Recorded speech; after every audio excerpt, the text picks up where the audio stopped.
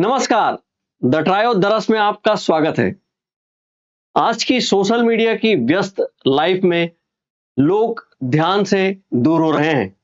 ध्यान के क्या फायदे हैं, उसकी विशेषता क्या है, कैसे करना चाहिए, यह जानने के लिए हमारे साथ हैं रितु विश्वकर्मा, जो हमको बताएंगी कि ध्यान से क्या फायदा होता है।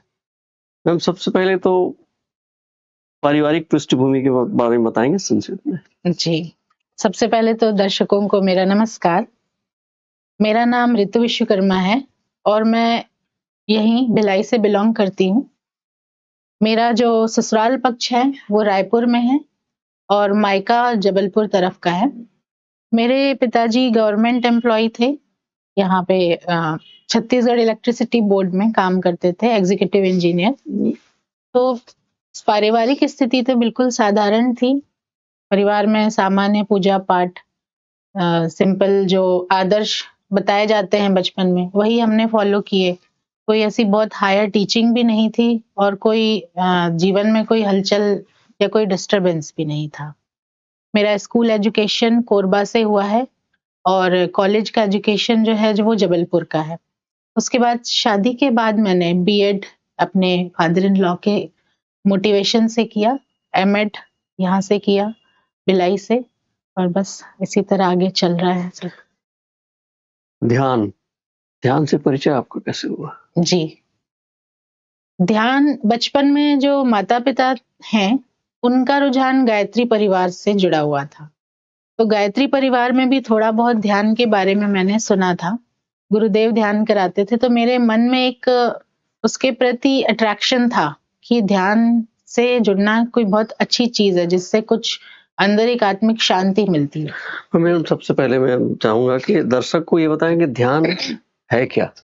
ध्यान एक ऐसा माध्यम है जिसके द्वारा आप अपने आप से जुड़ते हैं और आपके भीतर के जो पावर हैं, आपके अंदर की जो क्षमताएं हैं, आप सिर्फ अपने 2% के साथ जी रहे हैं। जब आप ध्यान करते हैं तो आप उस 100% को अचीव कर पाते हैं। तो ध्यान एक माध्यम है जिसमें हम विचार शून्य स्थिति में जाते हैं और अपनी क्षमताओं को विकसित करते हैं, पहचानते हैं अपने आप को और जीवन को एक संपूर्णता के साथ जीते हैं। ये सोशल मीडिया का चक्रव्यूह में हर आदमी फंसा हुआ है, ऐसे में विचार शून्य कैसे संभव? जी, प्रैक्टिकली सोचकर यही लगता है कि आज की जो परिस्थितियां हैं, आपके हाथ में मोबाइल है पूरे समय, आप कभी भी अगर स्क्रीन ऑन करते हैं तो आप भूल जाते हैं कि आप कितने समय के लिए स्क्रीन देख रहे हैं। तो यहाँ पे मैं कहूंगी कि आपके अंदर या हम सभी के अंदर जागरूकता नहीं है, सेल्फ अवेयरनेस की कमी है। जब आप मेडिटेशन में आ जाते हैं तो उसमें जब आप अपनी सांसों के प्रति अवेयर हो जाते हैं तो धीरे धीरे वही अभ्यास करते करते आपके जो अवचेतन मन में जागरूकता स्थापित हो जाती है और आप अपने विचारों के प्रति, अपनी भावनात्मक स्थिति के प्रति जागरूक होते जाते हैं। जब ये स्थिति आप अचीव कर लेते हैं तो ये बहुत ही आसान हो जाता है कि आप विचार शून्य स्थिति में कितने समय तक रहना चाहें रह सकते हैं। ध्यान के पहले रितु विश्वकर्मा, ध्यान के बाद रितु विश्वकर्मा, क्या अंतर? ध्यान के पहले की रितु विश्वकर्मा बहुत ही डरी हुई और आत्मविश्वास की कमी थी उसमें। अपने आप को हर क्षेत्र में वो कम समझती थी, हालांकि बहुत सारी प्रतिभाएं थी, फिर भी अपने ऊपर विश्वास नहीं था। कब से जुड़े हैं आप ध्यान से? मुझे ध्यान करते हुए 4 वर्ष हो गए, रेगुलर ध्यान करते हुए। कोरोना के दौरान? जी। उस समय क्या फायदा हुआ, आप पे क्या परिवर्तन हुआ उसमें? पारिवारिक इसमें आपके लाइफ स्टाइल में लोगों का, सदस्यों का कैसे, किस तरह परिवर्तन कैसे लगा आपको? जी, जब मैंने ध्यान करना शुरू किया तो बस ऐसे ही मुझे पता चला कि ध्यान की ये बहुत ही साधारण विधि है, क्योंकि उसके पहले पता नहीं था कि ध्यान करना कैसे है। तो जब मुझे एक मार्ग मिल गया कि आप अपनी जो सांस है उसको ऑब्जर्व करिए, साइलेंट ऑब्जर्वर की तरह, साक्षी भाव से, आंखें बंद करके, तो धीरे धीरे जब 2 दिन के अभ्यास के बाद तीसरे दिन मुझे ध्यान की जो वास्तविक स्थिति है वो मिल गई, जिसे हम विचार शून्य स्थिति कहते हैं। जब यह मुझे करने में अच्छा लगा तो मैंने इसे हर रोज किया और ज्यादा से ज्यादा समय किया। जिसके कारण लगभग 40 डेज कंप्लीट होने के बाद मेरे अंदर बहुत सारे परिवर्तन हुए। पहले जैसे अपने जीवन में बहुत सारी कंप्लेंट्स होती हैं लोगों के प्रति, या लोग किस तरह से सोच रहे हैं, किस तरह से एक्शन ले रहे हैं, हम उनको जज करते हैं और कंप्लेन करते हैं कि इन्हें इस तरह से नहीं करना चाहिए। हम एक अपना आदर्श स्थापित करते हैं और चाहते हैं कि वो उस मार्ग पर चले। तो मेरे अंदर ये बदलाव आया कि मैंने लोगों को जज करना छोड़ दिया, उन्हें साक्षी भाव से देखना शुरू कर दिया। उनके जो एक्शन है उससे मेरे अंदर भावनात्मक बदलाव नहीं हुए। पहले क्या होता था, जब मैं दूसरों के एक्शन देखती थी तो मेरे भावनात्मक स्तर निचले स्तर पर चले जाते थे। लेकिन अब मैं इस अपने आप में सक्षम हो गई कि मैं अपने भावनात्मक स्थिति को स्टेबल रख पाई। आप ये बातचीत में आपने एक शब्द का उपयोग किया है, साक्षी भाव। जी, क्या है साक्षी भाव? साक्षी भाव यानी जिस तरह हम किसी घटना को अगर देख रहे हैं तो उस घटना से प्रभावित हुए बिना, यानी यहाँ पर भी मैं इमोशनल आपके स्टेटस की बात करूंगी कि आप उस घटना को देख रहे हैं लेकिन सिर्फ उसे एक घटना के रूप में देखें। जिस तरह से हम मूवी देखने जाते हैं तो वहां पे कोई भी दृश्य देखते हैं, चाहे वो खुशी का हो चाहे दुख का हो, तो हमें पता है कि हम उस मूवी का हिस्सा नहीं है, हम एक सिर्फ ऑब्जर्वर है। साक्षी भाव यही कहलाता है कि आप अपने जीवन को भी एक मूवी की तरह देखिए कि आपके जीवन में अगर सुख आ रहे हैं तो भी आप उसे साइलेंट ऑब्जर्वर की तरह देखिए, अगर आपके जीवन में दुख आ रहे हैं तो भी उन्हें आप बिना डिस्टर्ब हुए देखिए। यही कहा जाएगा साक्षी भाव। आपके जो ध्यान में कैसे किस तरीके से ध्यान करें कि अधिकतम उसका फायदा उठा सके? जी, ध्यान की सबसे सरल तकनीक है, वैसे तो ध्यान की बहुत सारी टेक्निक्स हैं, पर मुझे जो अपने जीवन में लागू करने पर ज्ञात हुआ कि सबसे सरलतम तकनीक है आनापानसती ध्यान, जिसे गौतम बुद्ध जी ने सबसे पहले इंट्रोड्यूस कराया। इसके बारे में हमें जो ज्ञान मिला महर्षि गौतम बुद्ध से मिला, और उन्हीं के ज्ञान को ब्रह्मश्री पितामह पत्री जी जो हमारे गुरु हैं उन्होंने हम सबको बताया। तो इसी मार्ग पर चलकर सांसों को अपने अंदर महसूस करते हुए हर एक सांस को आपको ऑब्जर्व करना है। धीरे धीरे आप अपने आप बिना किसी प्रयास के उस विचार शून्य स्थिति में चले जाएंगे। इस दौरान कोई मंत्र होता है या फिर क्या होता करते क्या है? ध्यान यानी शांत हो जाना, कोई भी उद्गार नहीं करना, ये नहीं, मंत्र जाप नहीं है इसमें, क्योंकि मंत्र जाप में आप अपने मानसिक स्तर पर कार्य कर रहे हैं, चैंटिंग कर रहे हैं। आपको मन को शून्य करना है, अपने मस्तिष्क की गतिविधियों को बंद करना है, बाहरी इंद्रियों को बंद करना है। इसीलिए हम इसमें आंखें बंद करते हैं कि जो बाहर की गतिविधियां, उस पर जब हमारी इंद्रियां सक्रिय रहेंगी तो हम अपने भीतर नहीं जुड़ पाएंगे। तो ये सारी प्रक्रिया अपनाकर जब हम सिर्फ अपनी सांसों पे फोकस करते हैं और धीरे धीरे वही सांसें हमको एक स्थिति में लाकर छोड़ देती हैं, उसके बाद आपको उन सांसों पे भी ध्यान देने की जरूरत नहीं है, क्योंकि आप एक उस जो डीप सबकॉन्शियस स्टेट है उसमें आप पहुंच जाते हैं। तो आहार व्यवहार में कुछ लिमिटेशन है कुछ? जी, आहार का तो एक बहुत बड़ा विज्ञान है।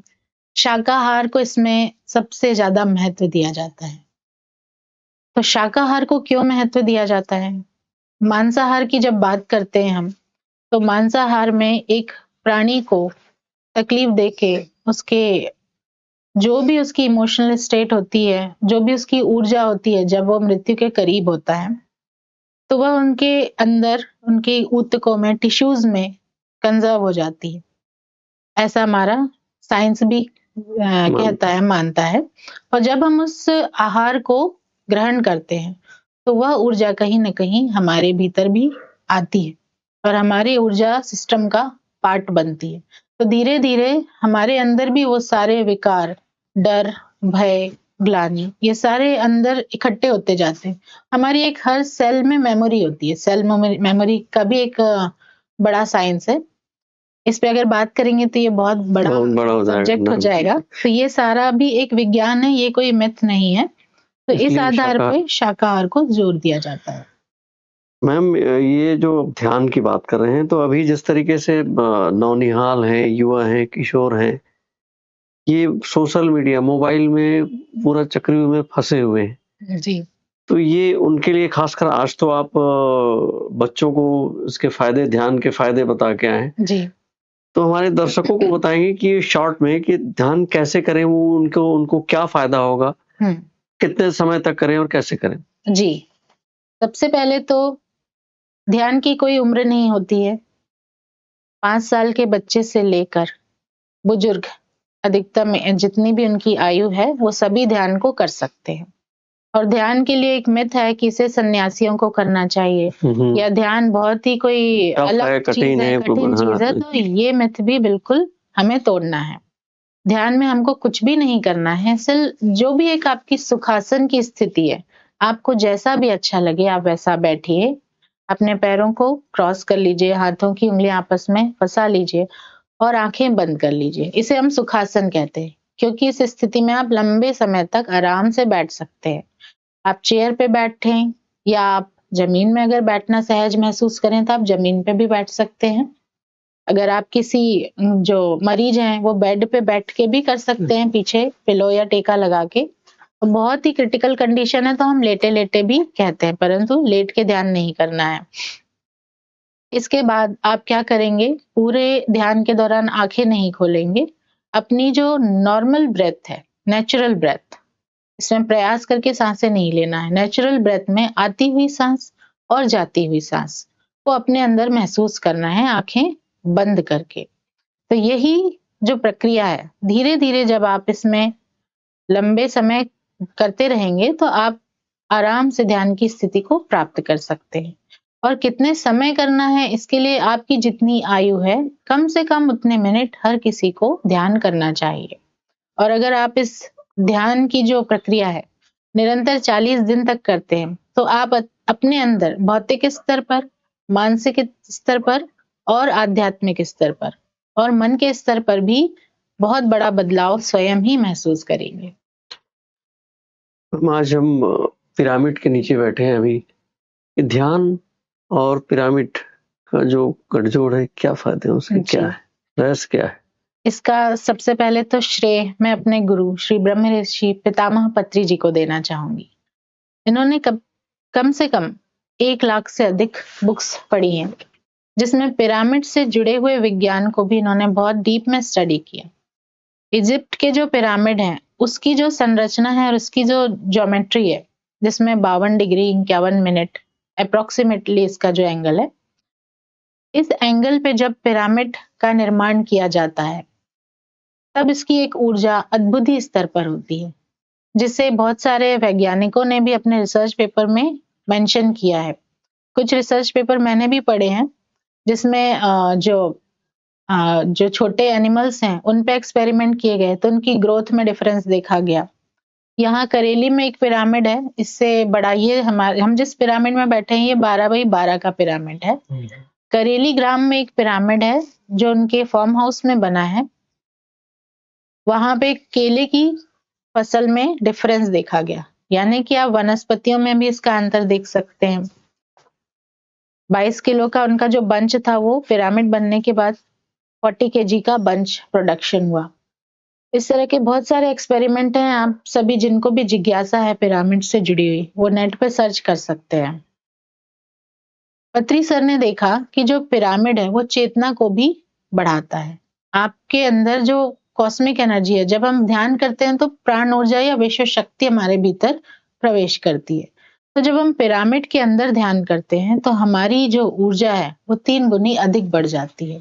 और जिन भी व्यक्तियों को ध्यान लगाने में परेशानी होती है, अगर उनको पिरामिड के नीचे बैठाकर ध्यान करा जाए तो वो सहज ही ध्यान स्थिति में चले जाते हैं। और यह व्यवहारिक स्तर पर देखा भी गया। ध्यान दिवस के बारे में बताएं। ध्यान दिवस पे जो 21 दिसंबर ध्यान दिवस यूएन ने घोषित किया है, इसके लिए तो मैं सबसे पहले जो संपूर्ण ब्रह्मांड है उसके प्रति आभार व्यक्त करूंगी। इस दिवस की पूरे विश्व को बहुत ही अधिक आवश्यकता थी। जिस तरह से विश्व योगा दिवस स्थापित होने के बाद पूरे विश्व में कितना बड़ा परिवर्तन देखा गया, उसी तरह से विश्व ध्यान दिवस घोषित होने के बाद अब जो ध्यान है वो बहुत सारे लोगों को उपलब्ध होगा, ध्यान के बारे में लोगों के अंदर जागरूकता बढ़ेगी। विश्व ध्यान दिवस के दिन यहाँ डीपीएस भिलाई स्कूल में मैंने ध्यान करवाया था अपने सहयोगियों के साथ। यहाँ ध्यान से जुड़ी हुई हमारी काफी बड़ी मंडली है और हम मुझसे बड़े सीनियर मास्टर्स भी हैं, तो उनके गाइडेंस में हमने स्कूल में ध्यान कराया था और करीब 2000 बच्चों ने एक साथ ध्यान किया था। 35 टीचर्स ने एक ही समय पर 10 मिनट का ध्यान किया था।